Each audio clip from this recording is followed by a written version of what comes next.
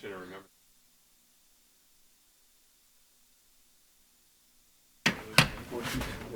Yeah.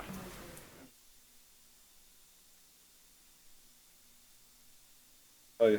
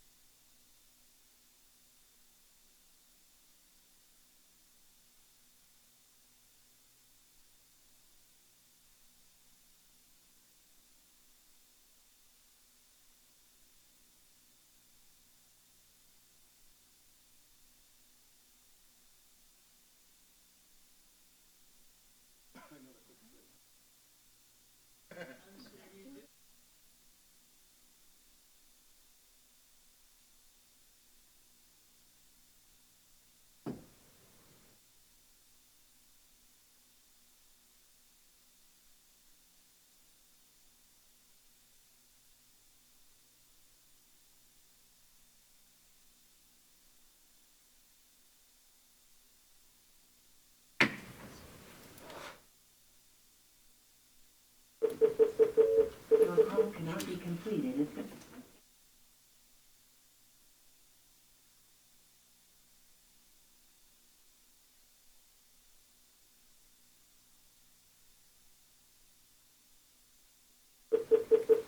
Your call cannot be completed if dialed.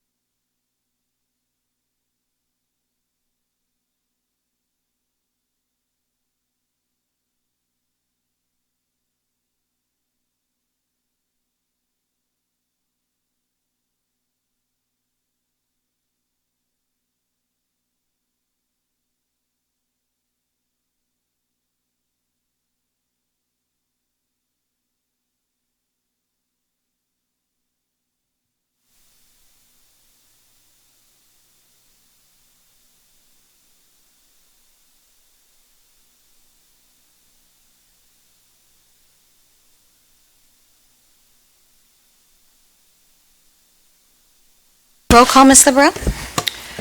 Ms. Blanks, Ms. Cantor, Mr. Davidoff. Here. Ms. Fay. Here. Mr. Gold. Ms. Kerrigan's absent. Mr. Sweeney. Oh, she's on the phone. Sorry, Beth. Mr. Sweeney, Mr. Winograd, and Mr. Williams. Here. Thank you, Ms. LeBreau. Happy New Year, everybody. Wishing you a wonderful 2020. But unfortunately, we're going to start with a moment of silence. Our community just experienced a tragic loss. One of our beloved ninth grade students passed away yesterday. We're thinking about the family, and they're all in our prayers.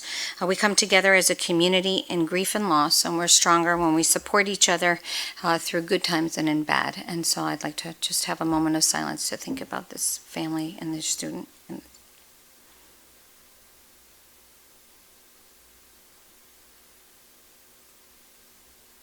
Thank you. I also would like to extend our thoughts and our prayers with Australia and the unprecedented brush fires that they are dealing with. And in Puerto Rico, I think we've all heard stories from either people that have personally been to Puerto Rico or in the current today, Iran, who is Nazario, who is a remarkable asset to the Hartford region, whose family was in Puerto Rico when he experienced a 6.4 magnitude earthquake. I think they have experienced over almost 150 earthquakes since December 26th or 7th, and 6 earthquakes over magnitude 5. So they are literally in harm's way, and things are very precarious. So I just wanted to acknowledge that we are thinking about all of you and all of you that are connected and have family, and hopefully we can be of help in any way. We actually added proclamations to the agenda, so we don't have to suspend the rules, but we're actually not going to, we don't have any today, of course, the first time we put it on our agenda, and we're going to go to number 3, Mr. Davidoff. Thank you, Madam Mayor. I move approval of the Town Council minutes of 12/16/2019. Motion's been made and seconded. All those in favor? Aye. All those opposed? Motion carries. And number 4 is the public forum, and I want to officially welcome Mr. Dodge as Corporation Counsel, sitting at the end of our table. And there is nobody signed up. Is there anybody from the public that would like to speak to something that is on the agenda that's not the subject of a public hearing, which we didn't have tonight? Okay. Number 5, we have nothing on the consent calendar because I was instructed by our new Corp Counsel that one item cannot be on consent, so we need to take action on that item. Thank you, Mr. Dodge. Number 6, no unfinished business. Number 7, Mr. David.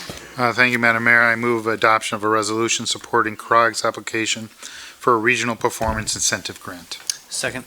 Motion's been made and seconded. Mr. Hart, can you describe this resolution for the... I certainly can. Thank you, Mayor.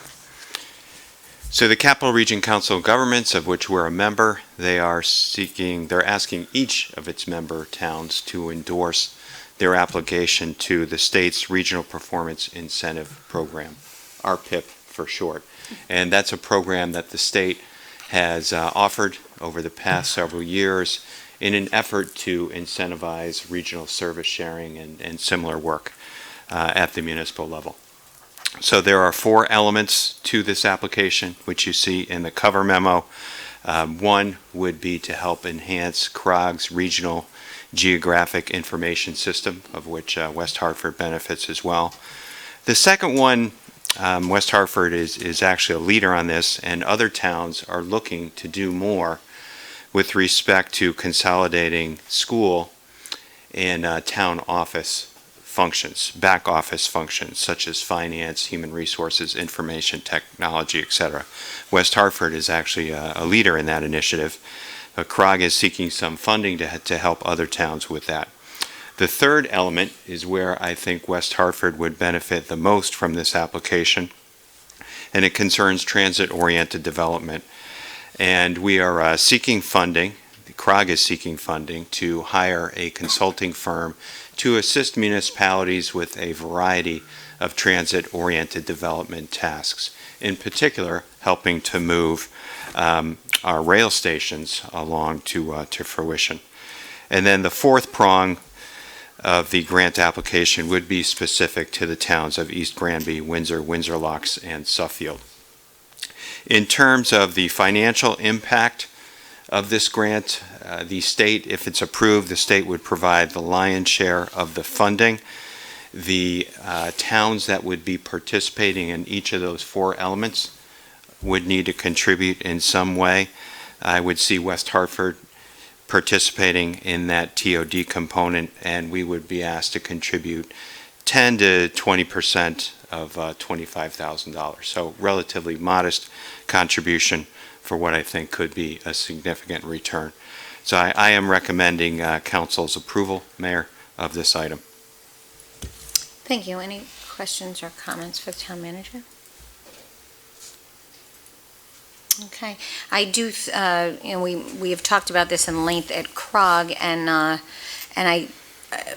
regional impact for transportation makes complete sense rather than singular towns pursuing action, which would be helpful if we need to, but I do think it makes a much bigger statement if we're talking about a regional effort. So anyway, with that, all those in favor? Aye. All those opposed? Motion carries. 7B, Mr. Davidoff. Thank you, Madam Mayor. I move adoption of a resolution amending the fees for various recreational facilities. Second. Motion's been made and seconded. Mr. Hart, would you like to? Thank you, Mayor. I'll open briefly and invite our Director of Leisure and Social Services, Helen Rubino-Turco, to add to my comments.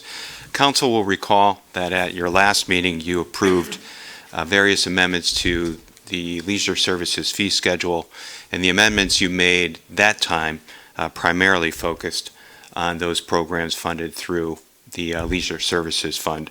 You did ask us to do some additional work on various programs that are funded through the general fund. So that's what's before you this evening. We did review the proposed amendments with our new Human and Community Services Committee at their meeting yesterday morning. Helen, if you could add a brief explanation to my intro, please. Certainly. The rates at our 4 outdoor pools have not changed since 2008. We have made some adjustments in some of the programming and the way we operate the pools in those 12 years. For example, a few years ago, we did away with season passes, and we shifted to punch cards that are available for residents to buy for people who are using the pools frequently. We also, a couple of years ago, increased our recreation swim time. So we opened a little bit earlier, but we also eliminated the evening swim. That is to say that we used to close between 5 and 6:30, but now we're open all the way through. So we've increased the our swim the hours of operation as well. In addition, we're feeling we want to be prepared for the minimum wage impact.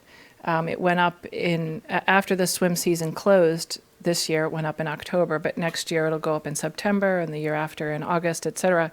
So we do want to be cognizant of trying to cover some of those costs. We have a general philosophy of a policy of trying to reach a 40% cost recovery for our outdoor pools. It costs about $50,000 a week to run the 4 pools. It's an 8-week operation. So the increases that we propose, which are in your the amendment that you have, increases the rates for children and seniors. They pay the same rate, from $3.25 to $4 a person. And for adult residents, it goes from $4 to $5. Again, we haven't changed those rates in 12 years. The rates for non-residents goes up from $5.50 to $6.50. I'm sorry, from $5.50 to $6.50 for children and seniors, and from $6.50 to $8 for non-resident adults. And that's in keeping with many of our peer communities. Some charge more than that, some charge less than that, but we're sort of in the middle. It's our estimation that if the same number of people come to the pools next year, or this coming summer that came last summer, that this would probably bring in between $22,000 to $27,000 in additional revenue, which will help offset the minimum wage increase. The other changes that we're recommending are in various recreation facilities, fields, gym rentals. These are really, and also in Elmwood Community Center, some of the rental the opportunities that we have there. It's really more streamlining activities, making things simpler and easier to understand and easier to implement than it is really about cost recovery. So those are just minor changes. I'm happy to answer any questions. Thank you, Miss Helena Rubino Turco. And does anybody have any questions or comments? Mr. Sweeney. I would just like to thank Helen and Matt for the time you guys spent on the revision. I know that you guys, I think it was a really good demonstration of the council and management working together. I know, Helen, this is your life and you do so much good work for this. It's really helpful, the input that you had throughout this process. That was very helpful. Appreciate both Ben and Mary's input along the way. And I think we ended up in a really good spot going forward. So I'm really excited to see how this summer turns out, and that, again, thankful for all the work that you put in on this. You're Thank welcome. Hi, yeah, Ms. Williams. Thank you, Mayor. Helen, thank you for your work. Just one quick follow-up. So in terms of the rate increases for the outdoor pool, I understand that the new minimum wage laws are a driver. Is that the exclusive cause for the rate increase? No, Okay. expenses have crept up over the years since the last time we raised rates. And some of the changes that we made in the interim have brought in additional revenue. So we didn't need to, we didn't feel that we needed to increase the cost, the fees. But there have been other changes along the way that have contributed to the overall cost. Minimum wage has gone up since 2008 also. And just in general, the cost of chemicals and in running the operations have also gone up. Thank you, Ms. Williams. Ms. Blanks. Thank you for your presentation and clarification.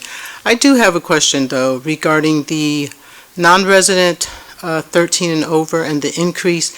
And I'm curious because this is in the summer and it attracts a lot of youth. So I'm thinking about those youth relatives that are visiting from out of town and are staying with residents of West Hartford. So would they be also expected to pay that increase, or would they be able to pay the discounted rate family member who's a resident? It's my understanding, well, it is our policy that non-residents pay a non-resident rate and that residents pay the resident rate. Residents can purchase a punch card, so 10 passes or 20 passes or 50 passes at a discounted rate. And that's an opportunity for people, if they have out-of-town guests, to bring them along, or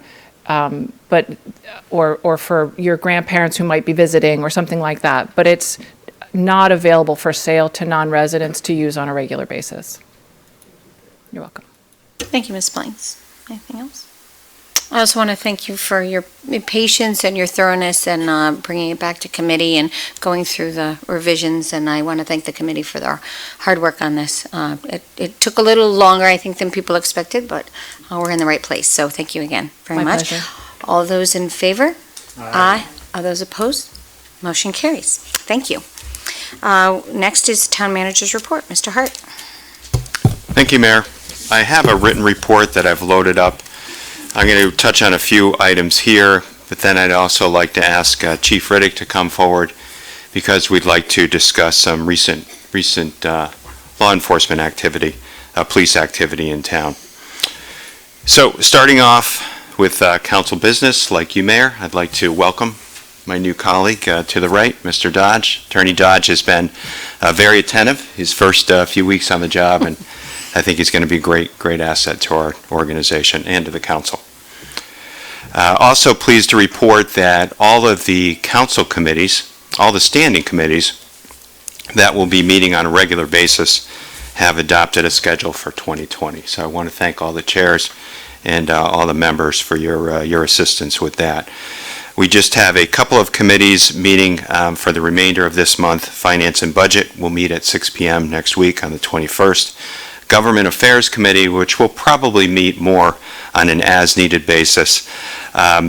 Just confirming today, they will meet at 5 p.m. on January 22nd, and we're inviting our state delegation to come in and talk to the committee in advance of the upcoming session for the General Assembly.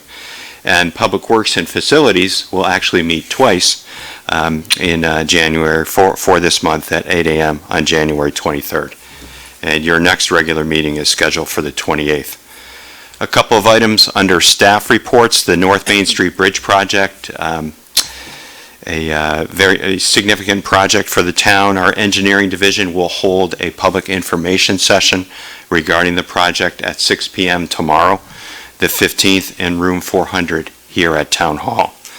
We're hoping to see a good turnout from our residents, and the work on this project is expected to begin this winter. Just a couple of more things. Christmas tree collection, popular at this time of year. This is the last week for the curbside Christmas tree collection. It will end this Friday, January 17th. If you want to keep your tree up longer and you'd like to get rid of it, please bring it down to our Yard Waste and Recycling Center, which is open this time of year, Monday through Friday, 8 a.m. to 4:30 p.m., and we'll be happy to take care of it for you. The last item I wanted to touch on my written report: a number of folks have asked about the status of the repair of our front door here at Town Hall. We did have a short delay as we had to order some additional parts. Work will resume this coming Tuesday after the holiday and take roughly 2 weeks to complete. So now, moving on, I'd like to ask Chief Riddick if he could, actually, Chief, be better if you spoke from the podium so you can be picked up. Chief and I, we thought it would be appropriate to brief the council on some recent activity in town, much of it related to auto thefts. The chief and the officers have been working very hard on this issue. I think we've got a good game plan in place. And there are some other important matters too. So I will start off and then turn things over to Chief Riddick. Last week, the Public Safety Committee met. Thought we had a very good discussion. One of our topics, and this is timely, was on public safety for our houses of worship here in town, of which we have several that we are quite proud of. And security, unfortunately, has become a more important issue for those institutions in recent years, and it's been more acute in recent months. We had a couple of guests from the FBI, 2 agents, an Alan Reiner and a Ron Uffett, if I am pronouncing their names correctly. They came in and talked at some length about the good work they do, the FBI does, to try to spot these issues. What I personally was most impressed by is how the relationship between the federal and local agencies has evolved over time, particularly since 9/11. And there is a much tighter and more effective line of communication than there was in years past. The chief and I would like to follow up that discussion. We will be reaching out to the leaders of our houses of worship. As Director of Public Safety, I would like to convene a roundtable discussion with them to talk about security practices, to get their input, to better hear their concerns. I will invite the council to attend as well, if you are available, but will not be officially noticing it as a council meeting. So this will be a meeting that the chief and I will hold with these folks, and you are certainly welcome to come and attend. We'd love to have you there. Another initiative that we're working on and plan to have a similar conversation, we'd like to meet with business owners, particularly folks who own, starting with the folks who own our larger shopping centers, to talk about building security and what we call target hardening. So how are their security systems working? How can we be more of assistance? What more can we do with a camera registry program, for example? There are a number of initiatives that we have in mind. So I will pause there. I know the chief has considerable detail that I'd like him to add to my remarks, touching on some recent incidents that have happened in town and how the department is working hard to address them. Welcome, Chief. Thank you. Good evening, everyone. Through you, Madam Chair. First, I'll just piggyback on the registry program. The towns of Bristol and Waterbury kicked off. I think Bristol was a couple of years ago, and Waterbury was in 2019, a camera registry program in which people, residents or business owners, volunteer access to their video surveillance equipment to the police department. That does not mean that the police officers are going to have somebody sitting somewhere every day, 24 hours, watching the videos, but it does mean it allows us an opportunity to expand our resources, and when an incident does occur, to be able to go to these locations and have access of a database of the name of the location, name of the business owner, what type of camera system was there, codes, what all that stuff is, to assist us and expedite the investigation. So that's a really good deal. We're going forward. The town manager and I have been talking about that for a couple months now. But as you know, we were down one assistant chief, so we're really catching up now with our new hire. Last evening, we had a very disturbing robbery that occurred at Harvey's Cafe and Market at 161 Oakwood Avenue. We got a call approximately 10:30 p.m. last evening, and the call actually came in from Hartford Police Department that there's an individual on Windsor Street in their town who had claimed that they had been robbed and duct taped and tied to a chair in his business on Oakwood. Our officers responded. We spoke with HPD. We sent our detectives out there, went back to the store, and lo and behold, there was a crime scene there. Something had occurred. Fast forward, did some more investigating. There was a warehouse in Hartford. We were able to go inside and secure to make sure no one's inside, and then subsequently get a search warrant. And we also found additional items of evidence inside there, tape and other things that lend credibility that something had occurred. That being said, we believe that this was not a random act. I cannot expand any further than that, but we do not believe this was a random act, and we don't believe the public at large has to be overly concerned regarding this. That investigation is ongoing. A couple updates. If we recall, back in November of 2019, Whole Foods carjacking at Bishop's Corner, which is very troubling, where the woman was out on her lunch break in the evening, and 4 or 5 gentlemen came out, approached her, and ended up stealing her car. We have a very strong lead on that crime, and we hope if things continue to go forward to be able to secure an arrest warrant. That's a little bit down the road, but we have some very strong leads with that. So I want to commend our officers for their diligence with that incident. As you also can recall from the press release we put out last Thursday, we had another carjacking in the Bishop's Corner area. Again, very disturbing. There was an attempted carjacking and an actual carjacking that occurred in which women were inside their vehicles and groups of individuals came in and forced the women physically, in one instance, out of the vehicle and stole her vehicle. And in the other incidents, they tried to pull her out and she fought the individuals off. Again, very troubling for all of us. I am happy to say the next day we were able to locate the car. There's 3 individuals inside that vehicle in Hartford. Hartford police helped us, as well as statewide narcotics, to effect arrest. As a result of that arrest and diligent investigation by our detectives, we were able to secure an arrest warrant and make an arrest this morning, late this morning, on another individual. Actually, this afternoon, I apologize, on a juvenile who was involved with that incident. The charges that the juvenile will be facing are as follows.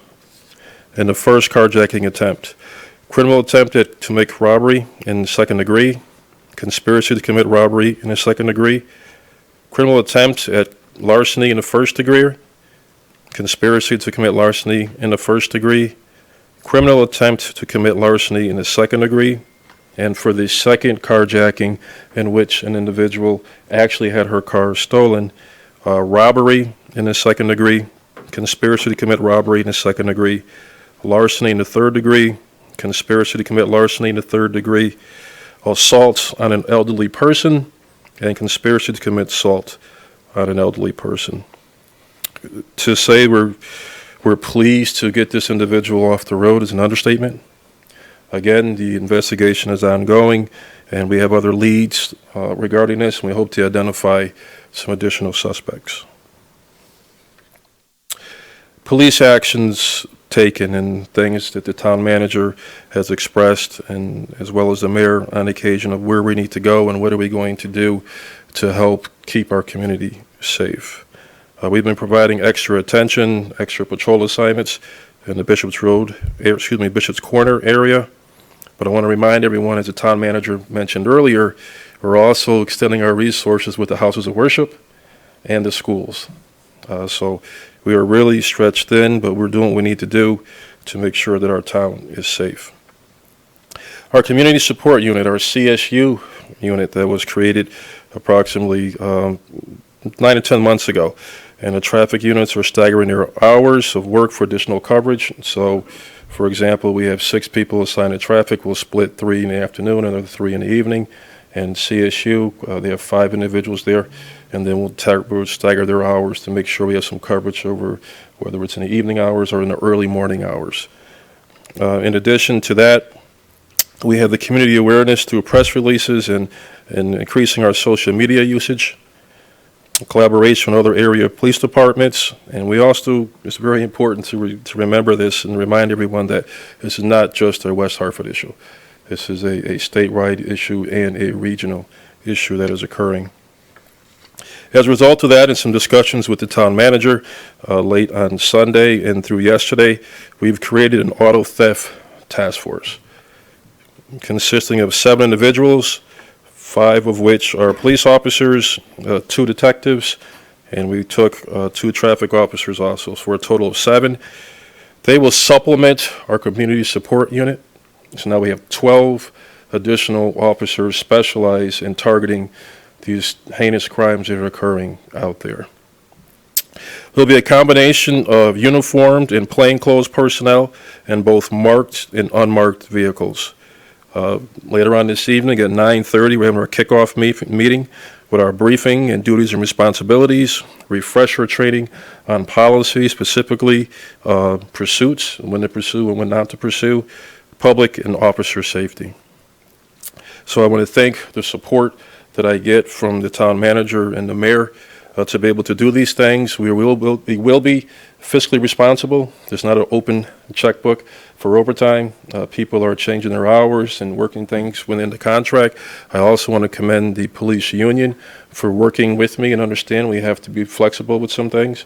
So, you know, we're really working together in a combined team effort. I'm very pleased with that. And at the end, I shouldn't be the end, but this is done by design.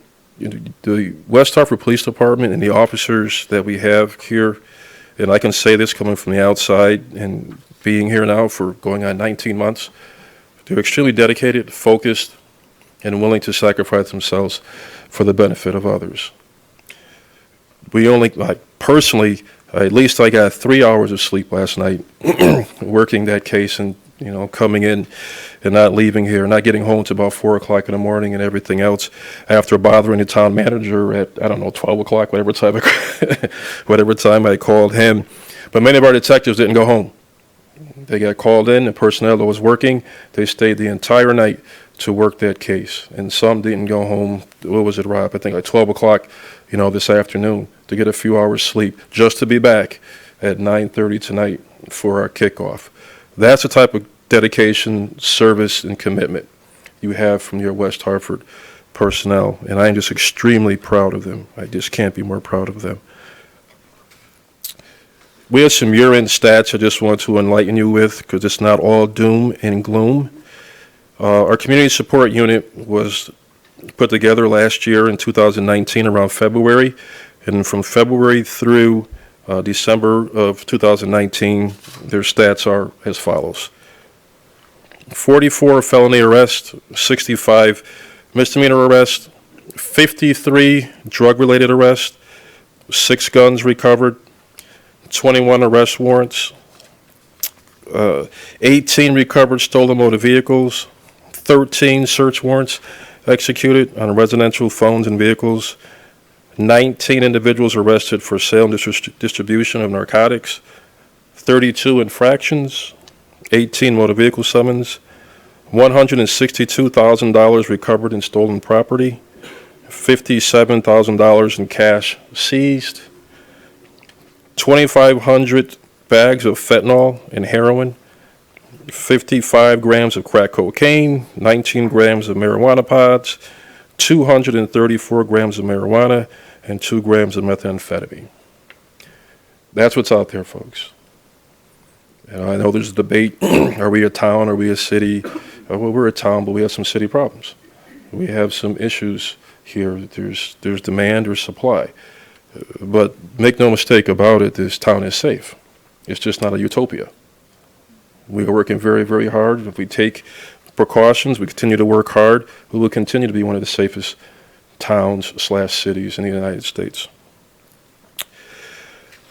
Our overall year-end stats for 2019 for our Part 1 crime, which includes murder, rape, robbery, aggravated assaults, larcenies, auto theft, and negligent homicide, we're down 31% this year, 2019 as compared to 2018.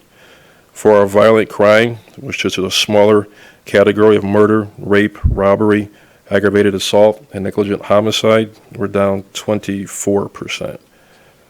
So the evidence of the hard work and the fruits of the labor are in the data. We're trending in the right way. Although I hate to say this, so far this year we have 8 stolen cars, and all 8, the keys were in the car, and the cars were unlocked. And 2 of those 8, the cars were running with the keys in the car. So you will hear me continue to ad nauseum ask for a little bit of help, and our stats can go down dramatically if people will just take a little bit of precaution and just lock their door and take the keys out of their car. That being said, I'm willing to answer any questions at this time. Thank you, Chief Riddick. Ms. Fay? Thank you very much. That was a great presentation. And I look forward to seeing the report when it's available, the written report. I just had a general question about these crimes, especially the ones by juveniles.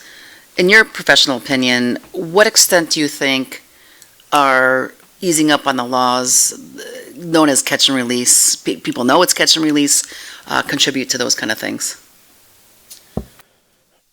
You have my leash, don't you, Officer Rickabon? All right. If I go too crazy, make sure you stop me. Being in law enforcement, and I'll keep it simple, use an example of your home. The Bible talks about spare the rod, spoil the child. There's a lot to be said about that. There has to be repercussions for actions. That does not mean we have to incarcerate every single person. But I think if you do something 3, 4, 5 times, you haven't learned your lesson, we need to do something. I can speak from my previous experience at my previous job. You guys know where I was at. And I will tell you, although it's anecdotally, I am telling you facts of things that actually happen. Where you have kids involved with firearms, drugs, stolen motor vehicles, they get arrested and then they're out laughing at us within sometimes a couple hours. This is gun possession. Or within a week, they're out committing more crimes. That's what's happening here. When it comes to the stolen motor vehicles, people sometimes think it's a victimless crime. Well, it's a victimless crime until their car goes through that red light because they're speeding and they're high on drugs and they crash into you or your loved one and either seriously injure them or kill them. Then you realize how much it is not a victimless crime. So I'm a little passionate about this. I'm trying to contain myself, but we need to do better than what we're doing.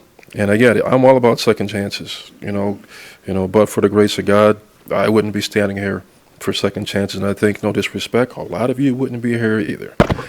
So, but there's a line that has to be drawn.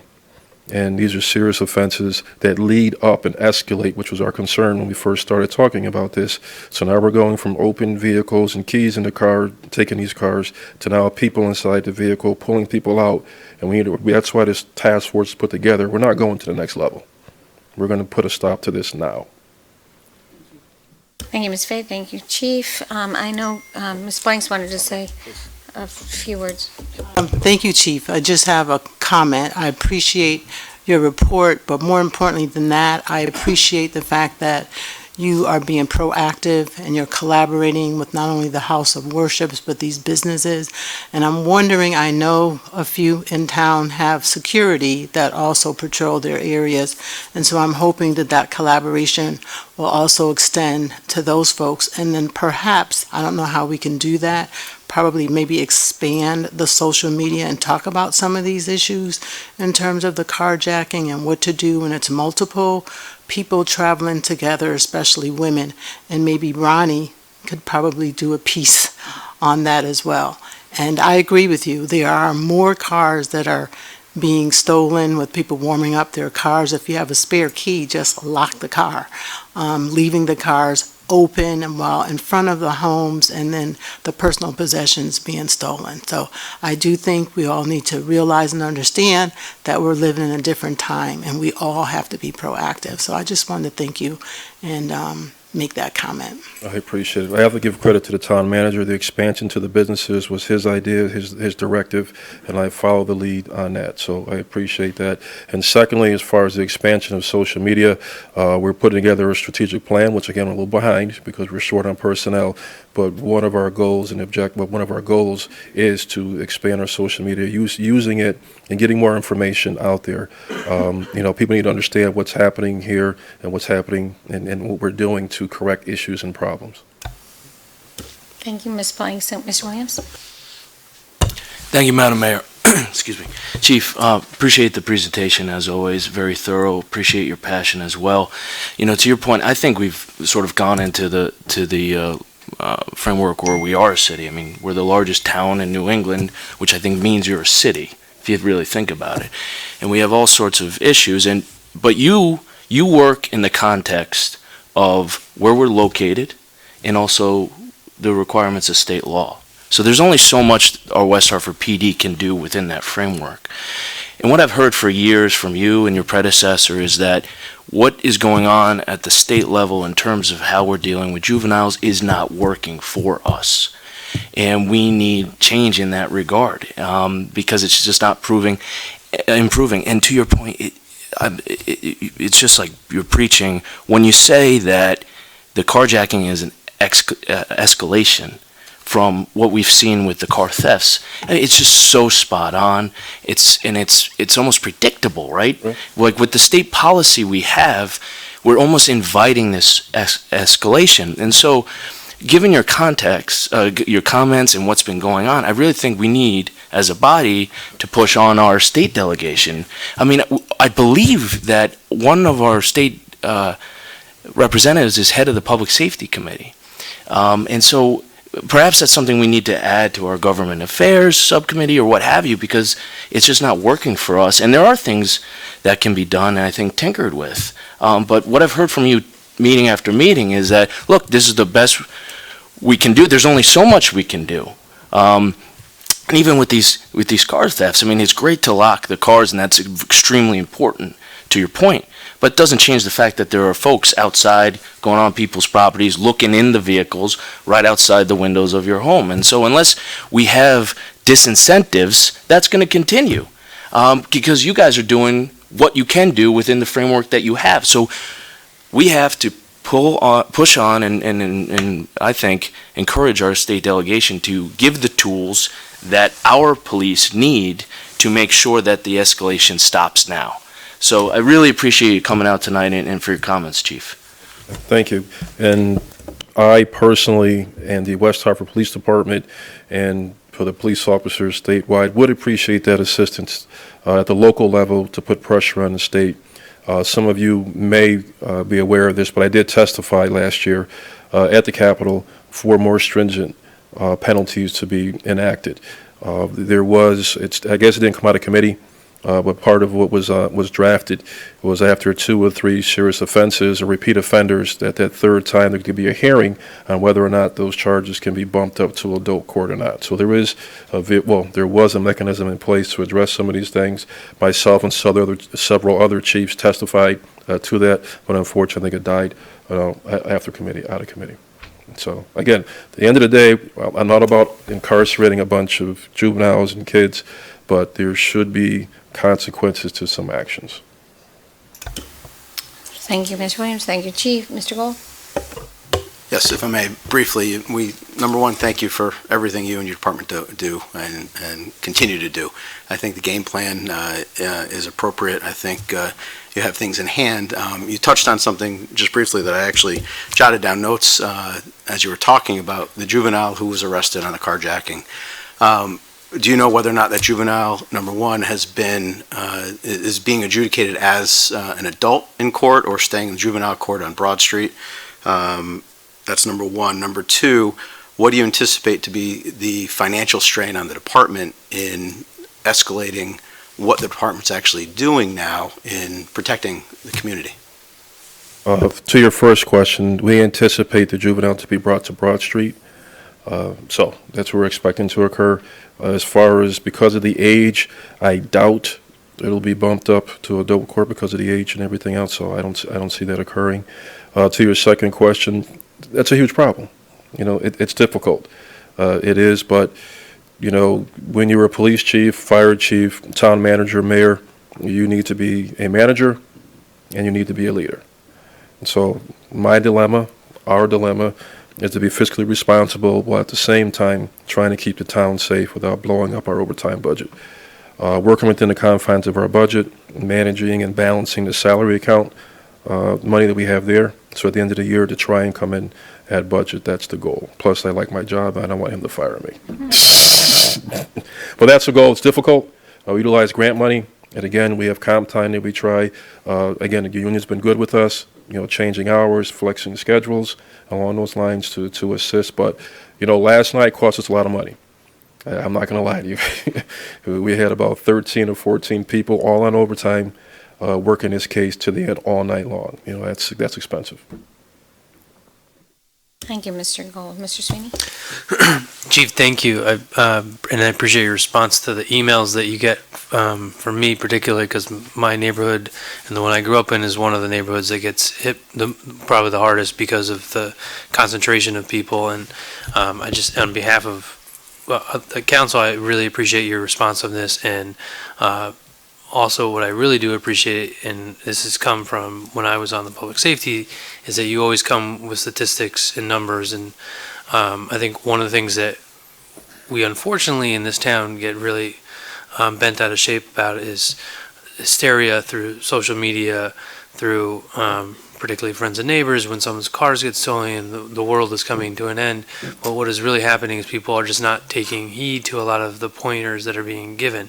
Not to throw out that this shouldn't be happening, but I think that I commend the police department's efforts, particularly on the social media end, on the lock your cars 9 p.m. That is, I think, one of the things that I would point to as one of the successes in the drop in break-ins as well. I think we need to continue to think outside the box. I think the effort that you're making with the community as well is also going to see some fruit to that as well. I think we just continue to think outside the box, and that's why it's really been an honor to have you here and the efforts that you've brought. And Rob, who's in the back there, who's been at every public safety meeting I think there's ever been. But I really appreciate the community connection that you guys have and the efforts that you are putting forward. I would just encourage folks to not get plagued to the hysteria, and I think that's one of the things that you have also preached at all the public safety meetings, to not get caught up in the hysteria. Please look at the facts. And it's one of the things that, as council members, we have to keep in mind, because when we get emails or we run into someone in our neighborhood about their house being broken in, it may not be a big deal to you, but it's a big deal, and it's an impactful moment to them. And I think we all need to just keep that in mind when those moments happen. But I'm amazed by the statistics that you've provided us in regards to, while this is an issue across the state, the town continues to show great steps forward in fighting back on this issue. I know that this has been an issue since I was a little kid in my neighborhood. My parents had their snowblower stolen. I mean, that's a pretty big thing to pull out of someone's garage. But it's been an issue that I think the town has and will always be, facing. But I just want to commend you on continuing to bring forth the statistics and being innovative and involving us, particularly with our new chairwoman, who I'm sure is up to it and has been a great addition to the council. But I think I really do appreciate all your efforts on this. Thank you very much. Well, I thank you. A potter's got to have good clay. It'd be nice to take a lot of credit for that, but you got to have good people willing to listen, and a lot of the ideas come from the men and women of the West Hartford Police Department, and we have to have the courage to implement them. And if I could have an ask, and I'll get on my soapbox since I'm here, and I was going to sit down, but since I'm here, is that, the residents and the public has to understand it's a partnership, not just a collaboration where we hook up for a little bit. No, we're married. This is a partnership, and many times people look to us to solve everything. I'm just going to be honest with you. I can't lie. It's not going to work. That's a recipe for disaster. It just does not work. We have to work together. People have to lock their doors. If you see something, say something. All these cliches that sound corny, but they're effective. And if you remember, Mr. Manager, when the FBI was here, they spoke about that. They talked about that. It really works. We all have to work together, and then we can successfully defeat the evil that's out there. Good has to overcome evil. I believe that until I die. Thank you, Chief. We have a couple more comments. Mr. Davidoff? Thank you, Madam Mayor. Chief, I just want to highlight some of the things that you did say, and I think these are really important. And one of the things I wrote down is the town of West Hartford is safe, and the world we live in here is not a utopia. And I think that's really important. I think that people should take away the fact that West Hartford is a safe community, but like other communities, situations arrive. But unlike other communities, we recognize when something's amiss, and we have the professionally trained individuals in place already to respond and to prepare for situations as you discussed this evening. And as we discussed last week, it is a partnership between our community, and I encourage residents, if you see something, say something. It's always better to be on the safe side than to be sorry. And what I think is really important, and I've never seen this before during my tenure on the council, you've expressed a need that there may be resources that are necessary to accomplish the mission to keep our community safe, and I think that's important to let the council know at this juncture.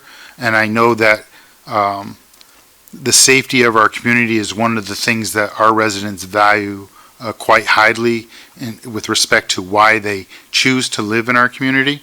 So don't apologize for the overtime necessary, because there's no apology needed, because the residents of this community put public safety at the top of the list. So we will commit the necessary resources to maintain our residents' safety and to be a safe and welcoming community. And the last thing I'll say is I'm proud that you are our police chief and that you're staying focused on finding solutions at the state level to address the concerns that many around this table have expressed and many of our in our community have expressed, because the status quo of how we're dealing with the situation with respect to a system isn't working. And thank you for being that advocate for us. And I'll just say for myself, if you need some assistance from local leaders as well, I'm certain most of the people sitting around, if not all, sitting around this table will commit the necessary resources to be your ally to help you make your case. So thank you for everything you do on a day-to-day basis, and thank you to the men and women of the West Hartford Police Department for doing an amazing job 24/7, 365. Thank you, sir. Much appreciated. Thank you, Mr. Davidoff. So I guess I'll close by first thanking you. I've seen your leadership firsthand. I watched you swear in new officers and talk to their families and talk to them about the stresses of the job and the seriousness of what they do, and how you've built in a support network in the department. You have asked a lot of your department, and they've always delivered a lot. But I do think they understand the importance of working together and supporting each other in a very clear way that I'm seeing more than I have in the past. And I want to thank you for that. And I think that helped with the partnership with the unions and asking for a step forward at a time in when we're in need of extra flexibility and attention in a certain area. There are crimes that really are crimes that are preventable, and it's unfortunate that we don't live in a utopia, but we don't. But I do think the carjacking piece, and I do have a question for you. The carjacking piece really rocked me because it's just something you can't prevent in a way that is safe oftentimes. And so when the town manager told me today that you were coming and going, and you were establishing this task force that was starting tonight, it was so very timely, asking people to really step in and help solve this problem. I am grateful for that. For largely women that are victims of a carjacking, is it advisable for a woman to fight back? And what should we do if we were ever to what is the advice? And I think that's something we need to instruct our community on. I hope nobody else encounters it, but it's something that we need to talk about. That's one thing, and then I have a couple more things. But Okay. I'll use my wife and my daughters as an example.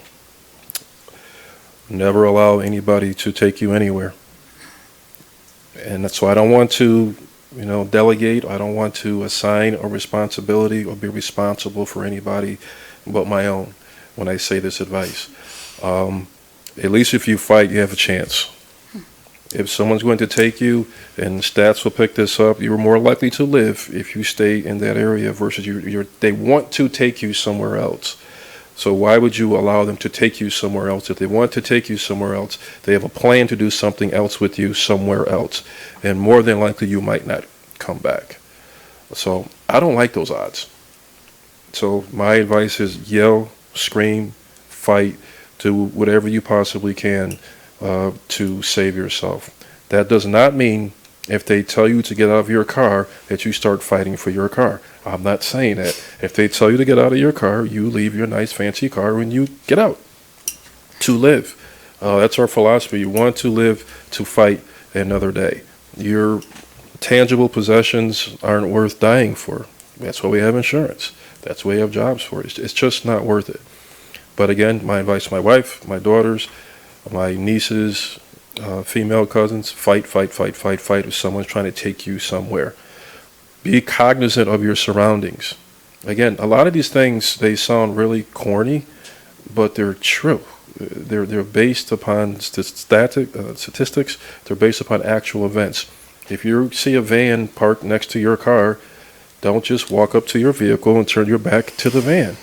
I'm 6'6". I weigh 260 pounds, and I'm almost 98%, 100% armed. If I see a van as big as I am, as strong as I think I might be, I will look, I'll walk around the van and see what's going on. They're probably not going to do anything to me, but that's what I do. If I'm doing that, why would you not, or somebody else? Why would you not? okay, it's time to take karate again. Well, be aware.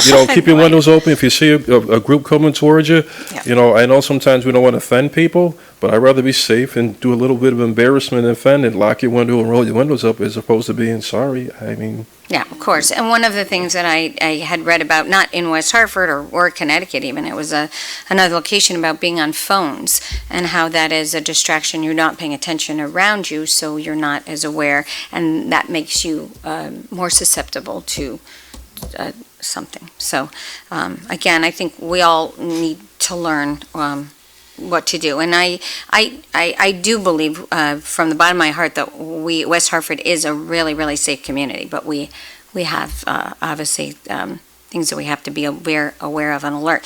As far as the state delegation, first I'll go to the properties. I did talk to the town manager actually when we were informed of the carjacking. The chairwoman said, "How about lighting in the parking lot?" And I had said about cameras. We'd been talking about how you can use cameras as a tool, and I have learned that cameras have been a really big tool for you, and that is something that we do need to educate our not only obviously big retail, but maybe busier or retail areas that are, I would say, that are more visible and accessible for on and off kind of a crime. So I would start there and then continue that for sure. Houses of worship, I really appreciated the quick first of all, the elevation in security that you provided immediately on notice of heightened fears in northeastern community, in our tri-state area, I would say, and bringing in professionals. That was really important and is so meaningful to all of our leaders throughout our religious leaders. I appreciate the partnership that you have developed with them, and I know that will go a long way. They've already developed partnerships among themselves, I think, to help guide themselves through changing times. So really important, and again, kudos to you. Again, this is an ongoing, not just a one-time, these are ongoing projects. As far as the state and changes, one of the reasons why we're having our delegation meeting now is because this is before session, and it's important for us to talk about things we want to put. And this is an agenda item that we will discuss with them. So, that this is, I would, out of this meeting, I think we'll have some further action steps on whether you can individually maybe speak to the chair of public safety or other other members of our delegation to talk about your perspective and how important this is and how we as a community have been impacted. But also statistics, which you said this doesn't happen in West Hartford. I've been to regional meetings with assistant chief. I went to a meeting, I think there were 40 towns represented that were experiencing very similar things, and they were far away from sort of they were way more rural than we are, I will say, put it that way. And it was surprising to me, but it's not unusual. So I think that's an important awareness that this is. So again, I want to say thank you for your leadership. Thank you to all of the department for your flexibility, your bravery, your commitment to West Hartford. And every time I see somebody respond, I don't take that lightly. I know that you're fighting for us, and you put your lives on the line every day. So thank you so much for all that you do. Much appreciated. And you mentioned the partnerships. A lot of times as a chief, you got to split your time. That's why you have your assistant chiefs to do a lot of the internal stuff for you while you go external and make these relationships. To be able to call certain people and they know who you are, go into these meetings and stuff, you get things done. You're able to have the people who showed up here before because they know you. You show up.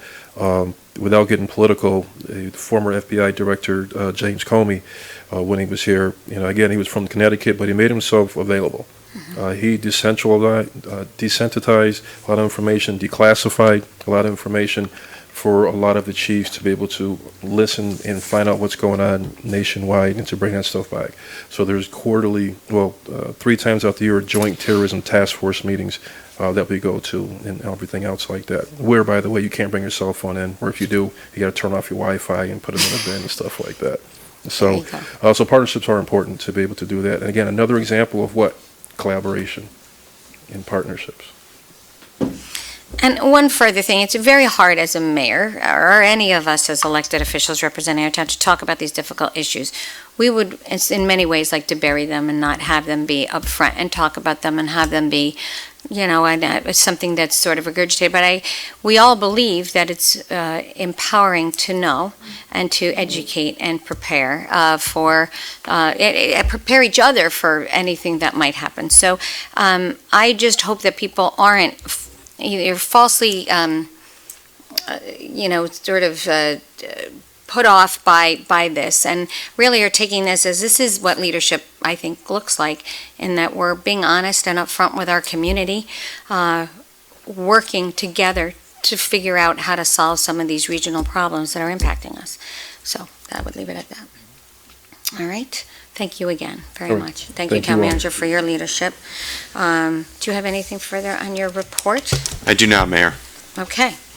I'm going to have to, okay, now I have announcements. Martin Luther King Jr. celebration, the 24th annual celebration will take place on Monday, January 20th at the West Hartford Town Hall, 10 to 11:30 a.m. The celebration is free and open to people of all ages. This year's keynote speaker, and I'm so proud of Wawa Gatheru. She is the first Rhodes Scholar ever elected from the University of Connecticut, and I heard her speak at a trustee meeting. She is an inspiration, and our world is in good hands if she is if she's representative of the next generation. The 2020 celebration also includes a welcome from me, a prayer from Kalita Sharma of the Nepalese community. Police Chief Fernan Riddick will serve as Master of Ceremonies, so if you haven't had enough of him, please come back. No, each year, 2 students from the public high schools are selected to give students perspective on Dr. Martin Luther King Jr. This year, Eshe Griffith of Conard High School and Isabel Gam of Hall High School were chosen.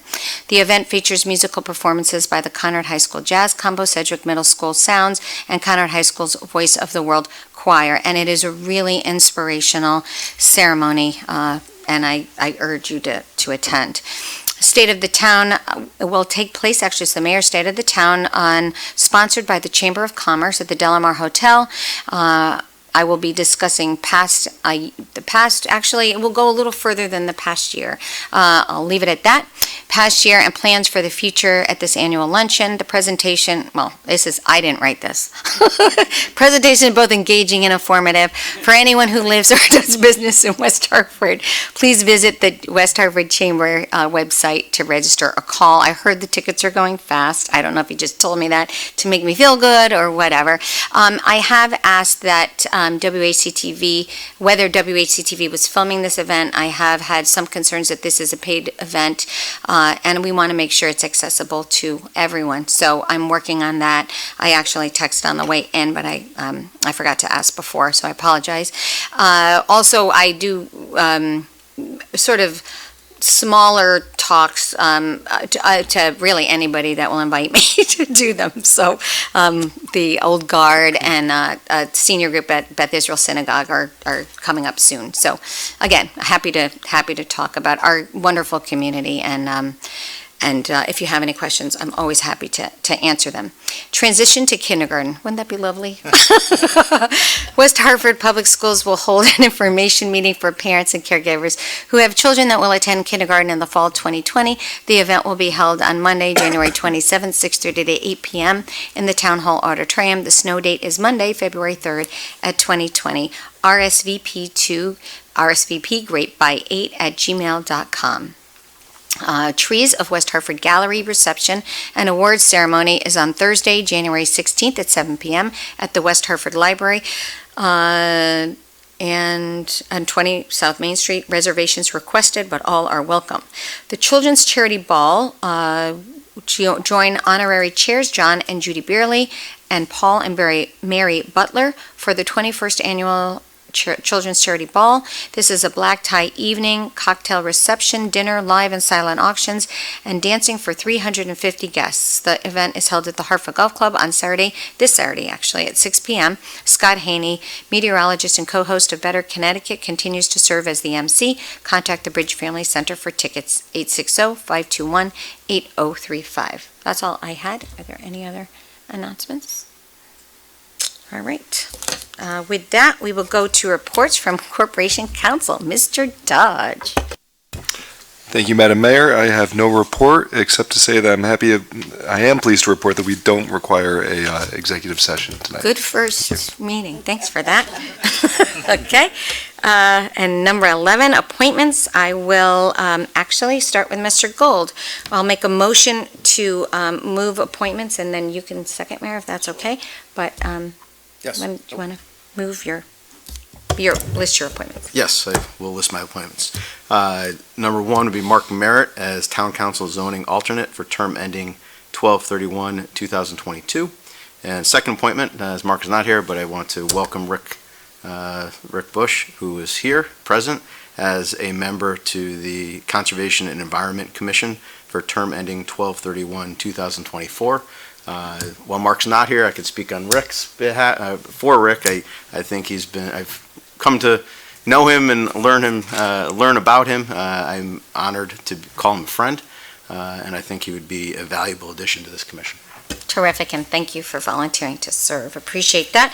And I will add Catherine Eichel as a member to the Parks and Recreation Advisory Board for a term ending 12/31/2022. John Lyons as a member to the Greater Hartford Transit District for a term ending 12/31/2023. And Maren Paslick as a member of the Advisory Commission for Persons with Disability for a term ending 12/31/2022. I'm making a motion, you're seconding. All those in favor? Aye. All those opposed, motion carries. Thank you. And You're again, welcome. thank you for serving. And 12A, Mr. Davidoff. Thank you, Madam Mayor. I move that we receive from the Inland Wetland Watercourse Agency a recent planning action with respect to 1800 Asylum Avenue. Second. Motion's been made and seconded. All those in favor? Aye. Aye. All those opposed, motion carries. 12B, Mr. Davidoff. Thank you, Madam Mayor. I move we receive from Blum, Shapiro, a comprehensive annual financial report for the fiscal year July 1st, 2018 through June 30th, 2019, federal single audit report, state single audit report. Second. Motion's been made and seconded. I'll just say that this was a clean audit. We call this the CAFR, if you ever are listening to us and we say something. And there are no qualifications. That's what a clean audit report means. We will be, every counselor has a copy or can get at it electronically, and we will be going over this in the finance, whatever's the committee called? Finance and whatever committee, administration committee, drew a blank. Okay, I know we got all of these new acronyms we have to get. Okay, so all those motions been made and seconded. All those in favor? Aye. All those opposed, motion carries. No consent items, no petitions, no executive session. I make a motion to adjourn. Second. Motion's been made and seconded. All those in favor? Aye. All those opposed, motion carries. Thank you. Good night. Thank you.